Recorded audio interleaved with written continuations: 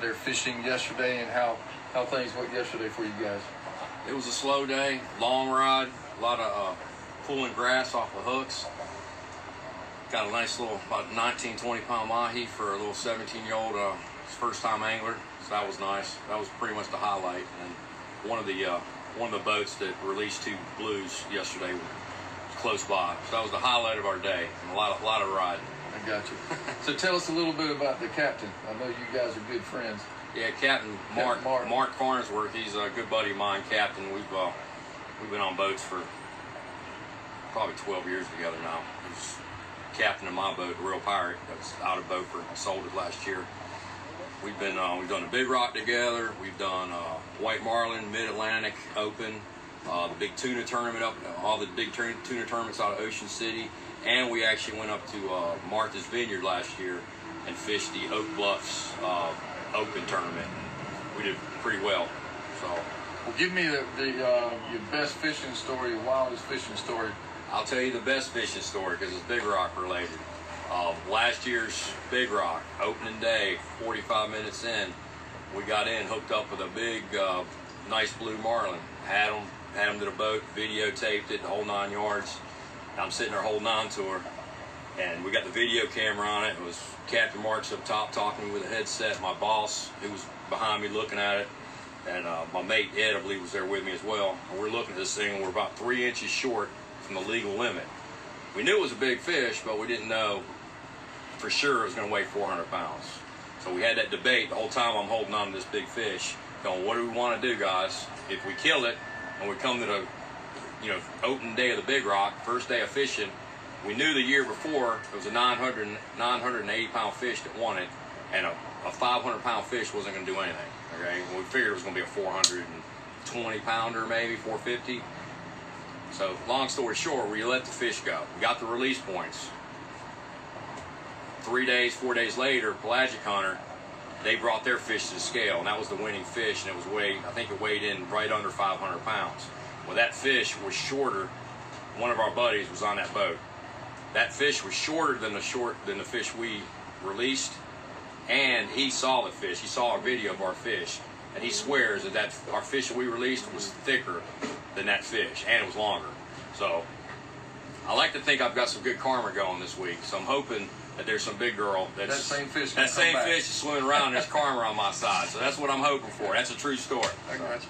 So what's your wildest story? Wildest story. Keep it clean. Yeah, wildest story.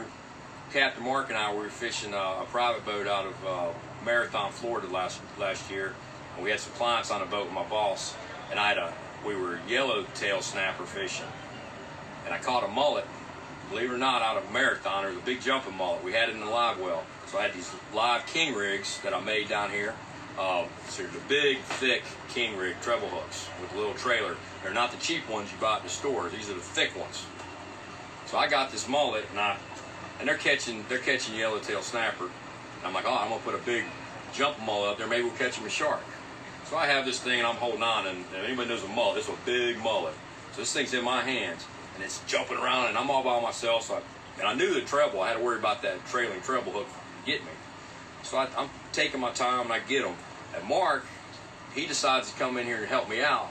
I didn't ask for it. He sticks his big hand down there. I'm like, before I could do anything, that mullet hit just a little bit, and that trailing hook went right, I think it was his index finger, I believe, went right in, and it was halfway through. Barb and all. Yes. And the whole time, you got to remember this. We got clients on the back not knowing what's going on, and I'm holding on to this mullet. This time, this mullet's trying to slide through my grip. And the whole time I'm knowing it, that Mark's face is turning different shades of color. And I'm sitting there holding on. I know if I let go of this fish, think about it, you're going to have the biggest mullet I've ever seen hanging out of my buddy's finger with a hook. And I'm holding on to this thing knowing that it's life or death. And he's not, he's keeping his face. I don't know how he's not screaming, crying. I'm able to hold this thing. I pretty much grip this thing to death. And I'm able to get cutters and cut this thing off. The crazy part of the story, anybody else, I would have quit. I would have called the Coast Guard and said, life flat me out of there with a hook that deep in my finger. I ended up cutting the barb out, and he fished. He drove that boat for the next 4 or 5 hours. And we got back in. We got into, it's right down from Marathon. It's, can't think of I can't think of the name of it, but it's a nice marina right there. They do all the filming on ESPN there. Come into there, as soon as we get to the dock, we're cleaning the boat, and I had another guy drive him to the hospital to get the hook taken out. Oh, wow. He never once said a thing about it, and fished the next day with him. So that's pretty crazy. That's a pretty hardcore story. That's a tough one. So tell me a little bit about, a lot of boats laid today. What's the strategy? What's kind of, you guys laid today? What's the strategy? We laid today. We fished the ladies tournament, and we pre-fished last week as well. So we've been fishing pretty hard. Captain wanted to take a day off. Weather's looking better tomorrow. For Wednesday, Thursday, and Friday, the weather looks really, really nice. Last 2 days we fished, the weather was kind of sporty.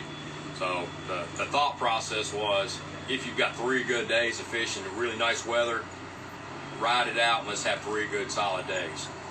The reason we did that, last year, we fished Monday, Tuesday, Wednesday. That Wednesday, the fabulous fisherman, the $500,000, the 500-pound fish was still open. Nobody had caught it yet at that point. And we fished Wednesday in bad weather. It was terrible weather. And we hooked up with a monster, and we were in probably 10 to 12 foot seas. When you're doing this, your boat's going up and down in those swells, and when you got a big fish, you can't help it. There's nothing you can do. It's going to pull. That's why you pull a hook. A lot of those fish that were lost yesterday, from pulled hooks, a lot of that was weather related. Okay, especially in the ladies tournament too. Saturday and Sunday. So the thought process was, you know what? Let's ride it out, roll the dice, and hope that nobody today weighs a 500-pounder. If the one fish coming in today, if it comes in and weighs less than 500 pounds, all the boats that took a lay day today, we got the advantage. Advantage us now, because we got an extra day of rest, and they might not be fishing tomorrow. And if they do fish tomorrow, they're going to burn off a day. So that means the next 3 days, sooner or later, we're not going to have that many boats out there to go against. So it's an advantage for us. That's really why we did it. From a money play, we probably should have fished today, just from money-wise, but we're thinking long-term play here. So that's why we did it. Okay.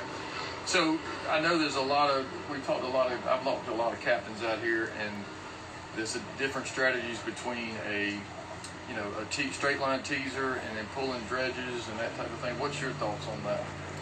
Well, some people are purists and they think the less stuff you got in the water, the better off you are. Some people think that way. That fish will commit. Yes, and and my thought process from fishing all over the place is that if you're in Costa Rica where you've got fish, it's a fish tank underneath you. Okay, you got everything around you. You could throw a Vienna sausage with a hook on it, and you're gonna catch fish. You got a damn good chance of catching a fish. This fishery, we've got world-class blue marlin here, but they're not thick, and they're tight. I mean, you're not going to catch them all up and down. They're very, very tight. You got to be in that one area. So my thought process, just like most of the boats out here, you got to bring that fish behind your boat. That's where the dredges, that's where teasers running out. Some guys some guys might run 2 teasers. Some guys want to run teasers. Some guys run a dredge on one side, no dredge on the other. A lot of different options. I like to run a lot of stuff to bring them up. That's what I do. Most of these boats here, if you look on the back of their boats, you're going to see that they're running stuff to bring them up. Then a lot of the Costa Rican guys, and we've talked to some of the mates here that fish Costa Rica, a lot of these Ocean City boats, a lot of these captains fish Costa Rica on the off season, outside of the Ocean City tournament season. And these guys will tell you, most of them, they run just pure teasers, and they do pitch baits. Right. So they won't have hooks behind the boat. They'll have all teasers running behind the boat. So it's doing nothing but trying to get a blue marlin to come up and hit their naked teasers with no hooks. And what they'll do is they'll drop back a ballyhoo, a pitch bait, or Spanish mackerel. Some might have a small mahi or a small false albacore or something. And when they see it, they're throwing back there to it. And that way they're feeding it specifically that one bait. The other reason they do that is billfish, once they we call it getting stung. If a billfish comes up and gets stung by a hook, if a hook sticks it, they're pretty much done. They're not coming back. So if you're pulling eight lures with hooks on them, there's a chance they could get stung and that fish is gone. And you might only have one chance to get that fish, now you just lost it. Right. So a lot of them will run just pitch baits, and you just pitch them out to them. Not many of the boats around here do it, but some of the captains from Costa Rica think, they don't know this fishery, Right. And they do that. It's a very tough thing. It's good if you see the fish, and those guys are going to catch a lot of fish if they see the blue marlin. Most guys that fish around here, you don't see the blue marlin come up until it hits your stuff. So it depends on what kind of boat you got, how clear the water is behind you. You also prop wash. Some of these boats have a very, very clean prop wash, so they can see down right behind their boat, especially from up in the tower. They've got clear visibility, so they might be able to look down in clear water. They might be able to see that fish 50, 60 feet down, and they know, hey, man, we got a fish here. Bring in your teasers, bring in everything, and then drop your pitch bait back. Right. Ideal situation, yes. That's what I would like to do if I could do it. But the reality is, if I do that, you might never you might never see a fish. Right. So then you're gonna have zero chance. So how about you and Mark and Ed's running the camera for us? Thank you, Ed. I appreciate that. So what's some of your, I don't want to call it superstition, maybe your rituals? What do y'all do? One thing, everybody hears this, no bananas. We've even got to the point now, one of my buddies that fished with me last year, they've got to the point where they won't even let you bring banana boat sunscreen on the boat. Yes, and we had some on here yesterday, so I'm going to make sure I get that the hell off the boat tonight. Right. More when you think about it. But yeah, that's probably the biggest superstition. And we're all about being positive. When you're fishing a tournament, you got to have a positive mindset. And anybody that fishes with me will hear me say it. You know, hey man, you got to talk to the fish, be positive. Even the last, like in the ladies tournament, it was a slow day, and we caught that fish. We hooked up with 52 minutes left. We were the last fish to hook up, last white marlin to hook up and release. And it was, everybody was half asleep. Everybody, it's hard to stay positive like that, but that's what you got to do. You got to keep your head in the game. And that's what your mates are for. And that's what your captain's for. Is if you keep your baits clean and be ready to operate when the fish hits. And that's what we did. And you got to be positive. So positive mindset. All right. Well, you've heard it here. Keep positive. Stay positive. And string line. Good luck to you guys. And we'll talk to you again soon. Thank you.